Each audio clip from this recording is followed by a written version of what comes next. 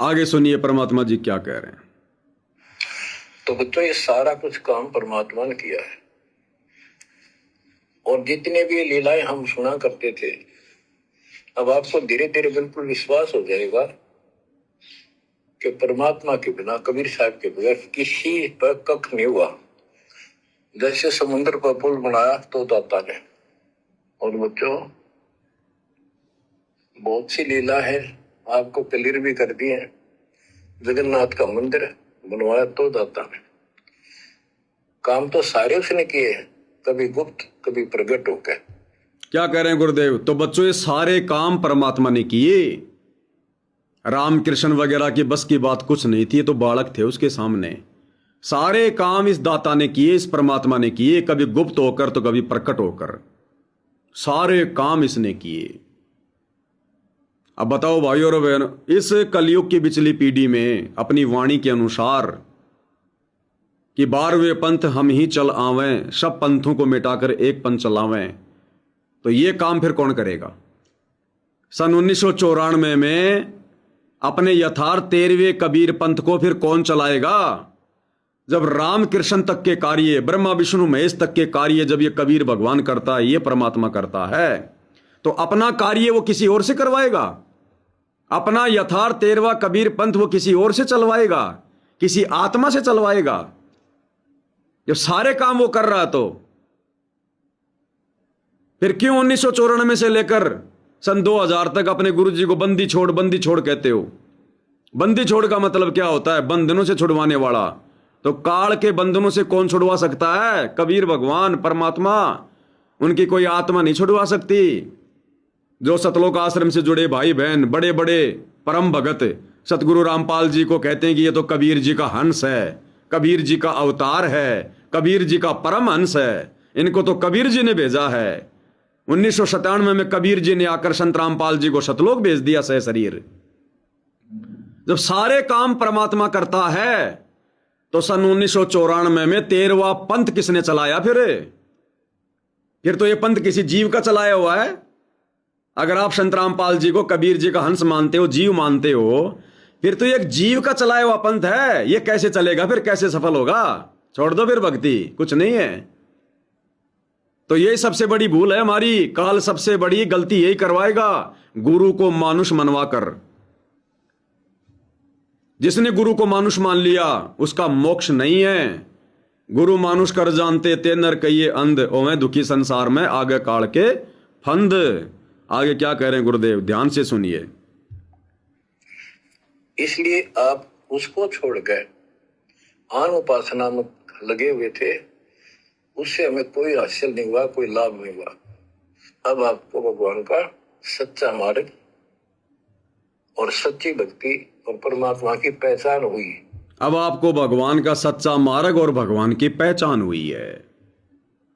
विशेष संदेश सत्संग के लिए हैं, संगत के लिए, जगत के लिए नहीं है। क्या कह रहे हैं गुरुदेव भगवान? अब आपको उस परमात्मा की पहचान हुई है।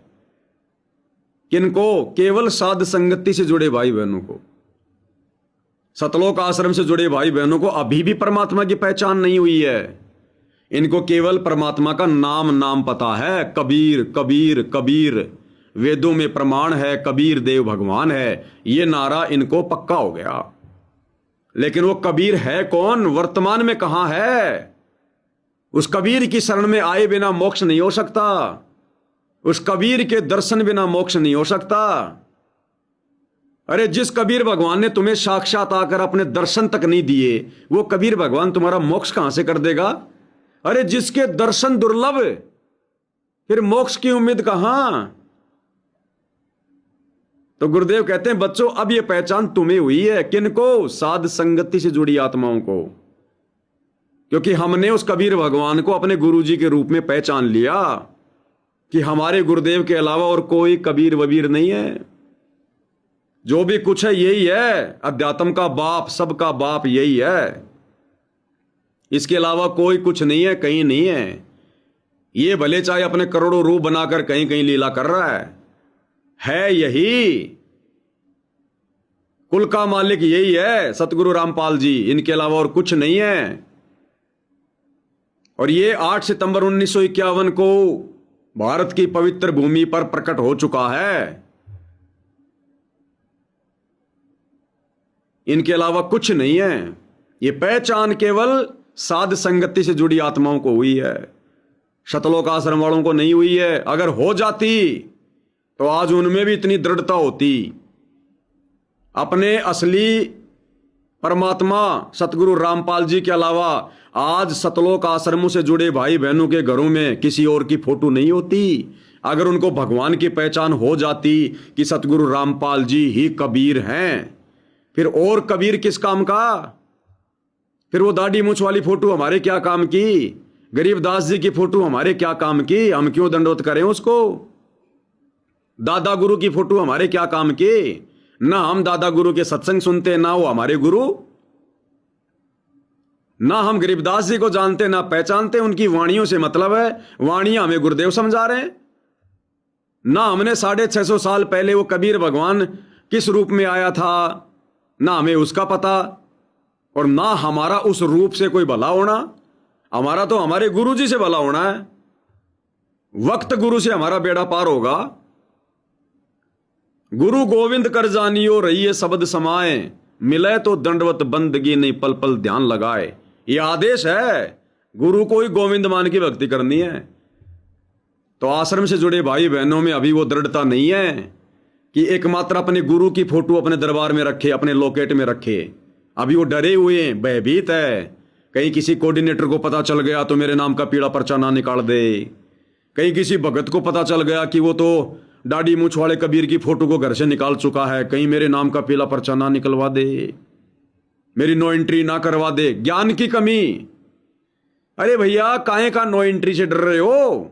उस परमात्मा ने सतलोक से सबकी नो एंट्री कर रखी है। ये छोटी मोटी नो एंट्री से क्या डर रहे हो तुम? हमने असली एंट्री सतलोक में करवानी है। आश्रमों में एंट्री हो ना हो कोई फर्क नहीं पड़ेगा। सबकी नो एंट्री हो रखी है, सबकी नो एंट्री। जो जो इस 21 ब्रह्मांड में है, अभी हमने तो सतलोक में एंट्री करवानी है। और वो एंट्री होगी पतिव्रता पद को अपना कर। 7 दीप 9 खंड में गुरु से बड़ा ना कोई, करता करे ना कर सके सतगुरु करे सो होए। हमने उस गुरु को प्रसन्न करना है, उस गुरु को पहचानना हमने। जब तक उसकी पहचान नहीं होगी आप दृढ़ नहीं हो सकते। दृढ़ नहीं होगे तो मर्यादाओं पर नहीं टिक सकते। आपको कोई भी भ्रमित कर देगा उल्टे सीधे आदेश बता के। जैसे आए दिन आपकी मर्यादा तोड़वाई जा रही है। कभी परशुराम की जयंती में बैठा दिया, क्योंकि आपको भगवान की पहचान नहीं है। जब भगवान की पहचान नहीं है तो आप उसके विधान से कैसे परिचित होंगे, उसके ज्ञान से कैसे परिचित होंगे? आप में दृढ़ता कहां से आएगी? बिना दृढ़ता के आप जी मर्यादाओं को कैसे निभाओगे? कभी आपसे स्टेडियम बनवाया जाता है, कभी लोगों के मकान बनाए जाते हैं। मन में आया जब किसी भी नाम पर, आज विश्व शांति के नाम पर, आज गरीबदास जी के नाम पर आपसे पाठ के पैसे लूटे जा रहे हैं। अरे तुम्हारा गुरु आश्रम में हो तो बात अलग है। तुम्हारा गुरु बैठा तुमसे कोसों दूर, और गुरु के आदेश की आड़ में तुमको मन मर्जी के तरीके से लूटा जा रहा है। तुम लुट रहे हो, लुटते रहो। क्यों? क्योंकि तुमको भगवान की पहचान नहीं है। तुम ओरिजिनल कबीर को नहीं पूज रहे, तुम नकली कबीर को पूज रहे हो। दाढ़ी मूछ वाली उस कागज के टुकड़े की फोटो को पूज रहे हो। वो बेजुबान है, बेबस है, लाचार है।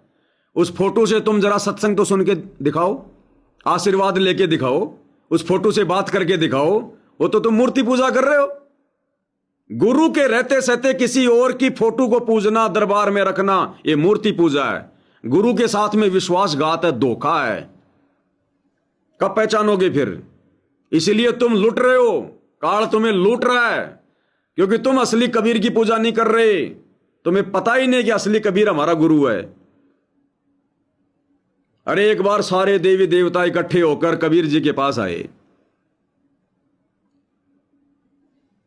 और कहा, जी ये सारे लोग आपको पूज रहे हैं, हमें भी कोई ठोर ठिकाना बताओ, हम कहां जाएं?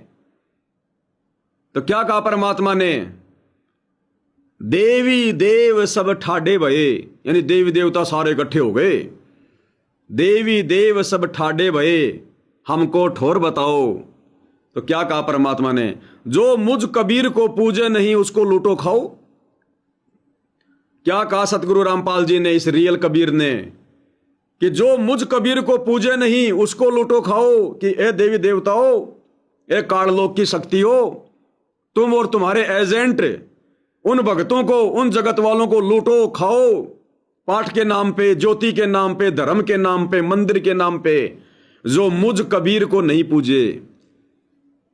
तो आज संगत ओरिजिनल कबीर को कहां पूज रही है? ओरिजिनल कबीर की पूजा तो साध संगति में होती है, सत्सेवक भाई बहन कर रहे हैं, अपने गुरु को गोविंद मान के, गुरु को भगवान मान के। इसलिए हम लोग ज्योति पाठ के नाम पर नहीं लुट रहे।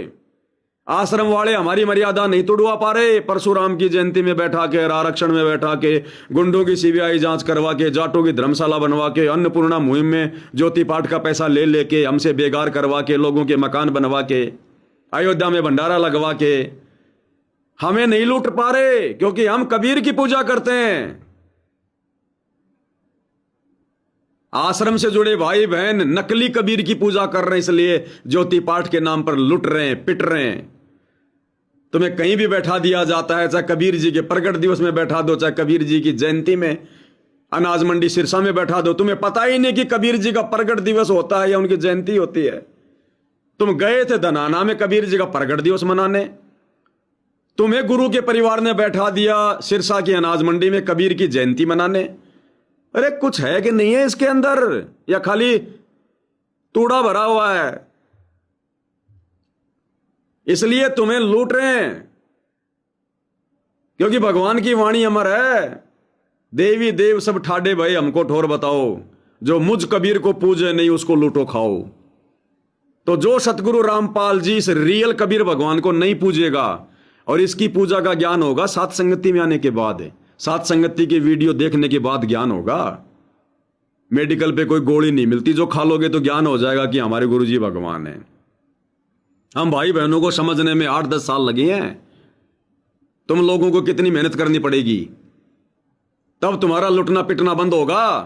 नहीं तो तुम्हारी लूट जारी है। 1, 2, 3 मई 2026 को विश्व शांति के नाम पे लुटोगे, और कोई नया दिवस शुरू कर देंगे ये, क्योंकि ये देवी देवताओं के एजेंट हैं, ये काल के एजेंट हैं सतलोक आश्रम वाले। भगत का केवल ठप्पा लग रहा है, नाम लेने से कोई भगत नहीं हो जाता। तो गुरुदेव क्या करें कि बच्चों, अब तुम्हें पहचान हुई है उस परमात्मा की, अब पहचान हुई है किसको? साध संगति से जुड़े भाई बहनों को। हमारे घरों में वो कबीर की दाढ़ी मूछ वाली फोटो नहीं मिलेगी, गरीबदास जी की, दादा गुरु जी की, पंडित चिदानंद जी की, वो नहीं मिलेगी। हम नहीं करते उनको दंडवत अपने गुरु के अलावा, हम नहीं बोलते उनका जयकारा अपने गुरु के अलावा, हम नहीं लगाते उनको भोग अपने गुरु के अलावा, हम नहीं करते उनकी महिमा अपने गुरु के अलावा। इसलिए हमें कोई नहीं लूट पा रहा, और सतगुरु का फुल टू फुल आशीर्वाद घर बैठे बरसात की तरह बरस रहा है, बरसात की तरह। हम धक्के खाने नहीं जाते इन आश्रमों में गुरु की गैर हाजिरी में। अरे बिना दुल्ले के बारात किस काम की? दुल्ला है नहीं तो बारात कहां जाएगी? दुल्ला बैठा हिसार जेल में, बारात धक्के खा रही है इन आश्रमों में, क्या मिलेगा? वो फोटो तुम्हारे घर पे नहीं है। आश्रम में कौन सा गुरु बैठा भाई? उन्हीं फोटोओं के आगे जाके तुमने दंडोत करना है, तुम्हारे घर पर नहीं है फोटो। वो 3 समय की आरती करनी है, तुम घर पे नहीं कर सकते। अरे लड्डू जलेबी कभी अपने घर पे बना लो, 50 रुपए के लेके खा लो। तो 500 रुपए का किराया फूक के जाते हो लड्डू जलेबी खाने। अरे घर के आसपास कोई मिठाई की दुकान होगी, 100 रुपए के ले लो, 400 रुपए बचेंगे, भक्ति बचेगी, मर्यादा बचेगी, समय बचेगा। 100 रुपए के लड्डू जलेबी के लिए तुम्हारे को गोल गोल घुमा दिया इन काल के एजेंटों ने। तो क्या कह रहे हैं गुरुदेव, अब तुम्हें पहचान हुई उस परमात्मा की, इसलिए आप उसको छोड़कर आन उपासना में लगे हुए थे, उससे हमें कोई हासिल नहीं हुआ, कोई लाभ नहीं हुआ। अब आपको क्या कह रहे मालिक, उस भगवान की पहचान के बिना बच्चों तुम पहले आन उपासना में लगे हुए थे। अब ये आन उपासनाएं तो कर रहे हैं सतलोक आश्रम वाले। उपासना तो केवल कबीर भगवान की है, और कबीर भगवान हमारा गुरु है। तुम तो मिक्स कर रहे हो, मिक्स। 8 सितंबर को तो तुम अपने गुरुजी की कर लेते हो उपासना, अब जून का महीना आएगा, तुम दाढ़ी मूछ वाले कबीर का भोग लगा के उसकी उपासना कर लोगे। फरवरी के महीने में तुम गरीबदास जी का बौद्ध दिवस मना के उनकी उपासना कर लोगे। तो ये अनुपासना है। एक अपने गुरु के अलावा, एक अपने गुरु को अपना इष्ट मानकर जो पूजेगा, अपने गुरु को अपना आराध्य देव मानकर जो पूजेगा, उसकी भक्ति सफल होगी। वो है वास्तव में उपासना। और गुरु के अलावा भैया चाहे कितनी फोटो घर पे रख लो, कितनों के निर्वाण दिवस और प्रकट दिवस और बोध दिवस मना लो, ये आन उपासना में आएगा। आन उपासना में आत्मा एक है, उसका परमात्मा भी एक है, उसको पहचानने की जरूरत है। क्या कह रहे हैं पूज्य गुरुदेव भगवान? आपको एक विशेष संदेश नंबर 73, विशेष संदेश नंबर 53 नंबर 12 सेकंड का ऑडियो है गुरुदेव का, जो हिसार जेल से विशेष संदेश आ रहे हैं। क्या कह रहे हैं परमात्मा? ध्यान से सुनो इसमें, कि उस परम धाम से परमात्मा स्वयं आए थे और स्वयं ही अपने बच्चों को लेकर जाते हैं। ध्यान से सुनो, ये विशेष संदेश हैं। रग यदुशाम अथर्व वेद, परम धाम नहीं लया वेद। कि परम धाम के और परमात्मा स्वयं आए थे, वो स्वयं ही जाते हैं और स्वयं ही अपने बच्चों को लेकर जाते हैं। परम धाम से परमात्मा स्वयं आते हैं, स्वयं ही जाते हैं और स्वयं ही अपने बच्चों को लेकर जाते हैं। बीच में कोई एजेंट नहीं भेजता परमात्मा, कोई आत्मा नहीं भेजता, कोई अवतार बना के नहीं भेजता, कोई परमहंस नहीं भेजता। ध्यान से सुनो और निष्कर्ष निकालो। रग यदुशाम अथर्व वेद, परम धाम नहीं लया वेद। कि परम धाम के और परमात्मा स्वयं आए थे, वो स्वयं ही जाते हैं और स्वयं ही अपने बच्चों को लेकर जाते हैं। परम धाम से परमात्मा स्वयं ही आए थे, स्वयं ही जाते हैं और अपने बच्चों को लेकर जाते हैं। तो आज से पहले तो कोई बच्चा गया ही नहीं परम धाम। अरे परम धाम जाने का समय तो आज है। और परम धाम से परमात्मा स्वयं ही आए थे, तो आज भी स्वयं ही आएंगे, आ चुके हैं और स्वयं ही अपने बच्चों को लेकर जाएंगे। सतयुग में कोई पार नहीं हुआ क्योंकि पार होने का समय नहीं था। त्रेता में कोई पार नहीं हुआ क्योंकि पार होने का समय नहीं था। द्वापर में कोई पार नहीं हुआ क्योंकि पार होने का समय नहीं था। कलयुग की प्रथम पीढ़ी में कोई पार नहीं हुआ क्योंकि पार होने का समय नहीं था। अब है वो समय पार होने का, मोक्ष टाइम। तो परम धाम से परमात्मा स्वयं ही आते हैं, आज भी आए हुए हैं सतगुरु रामपाल जी, और अपने बच्चों को लेकर जाते हैं। इस मालिक के बिना कौन ले जाएगा सतलोक? जाने देगा कि ये काल है, ये काल भी उन्हीं का बेटा है। जोगजीत की, ज्ञानी की, सहजदास की, संतोष दास की, कूरम की, इनकी हैसियत है क्या? इस काल से मुकाबला करके हम आत्माओं को काल के जाल से निकाल कर ले जाएगा? हैसियत? परमात्मा ने शुरू में ही उनको बैन कर दिया था कि तुम किसी काम के नहीं हो। अचिंत को परमात्मा ने सृष्टि रचना का भार सौंपा। अचिंत ने अक्षर पुरुष की उत्पत्ति कर दी। अक्षर पुरुष जाकर मानसरोवर में सो गया। वो अक्षर पुरुष वो अचिंत आगे सृष्टि रचना के लिए अक्षर पुरुष को भी नींद से नहीं उठा पाया। अरे सतलोक में जो अक्षर पुरुष मानसरोवर में सो गया था, गहरी नींद में, पानी में, क्योंकि वहां पर श्वासों से शरीर नहीं चलता।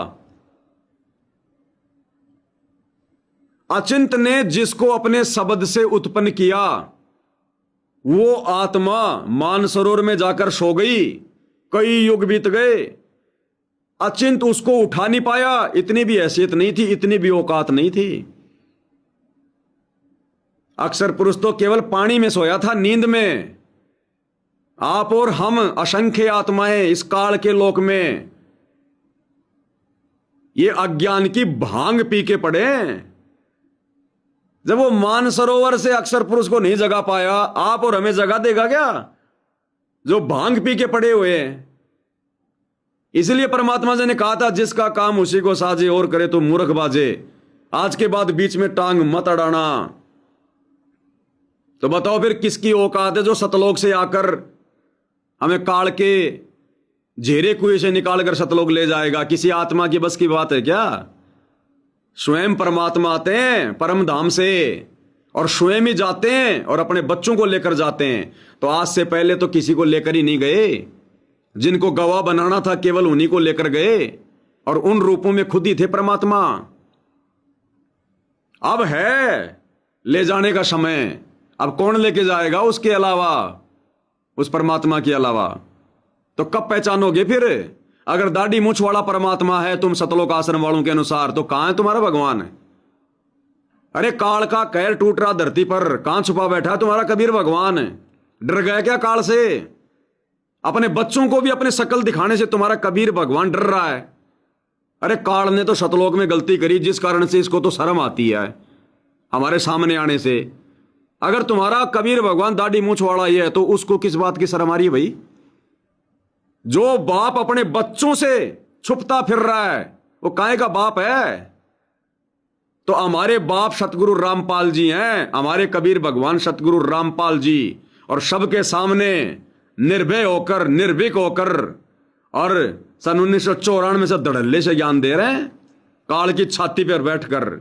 हमारा बाप नहीं छुपता ना छुप रहा, तुम्हारा बाप है दाढ़ी मुछवाड़ा कबीर भैया, वो छुपता फिर रहा है। तो तुम्हें कहां से सतलोक ले जाएगा? अगर सतलोक जाना है तो हमारे वाले बाप को अपना बाप बना लो, इस जगत गुरु को जगत बाप को अपना बाप बना लो, अपना कबीर भगवान मान लो और साध संगति से जुड़ो, तब बात बनेगी। वो दाढ़ी मूछ वाले के भरोसे तो यही हवा में झूलते रहोगे, हवा में। तो क्या कह रहे हैं गुरुदेव? अब पहचान हुई है, इसलिए आप उसको छोड़कर आन उपासना में लगे हुए थे, उससे हमें कोई हासिल नहीं हुआ, कोई लाभ नहीं हुआ।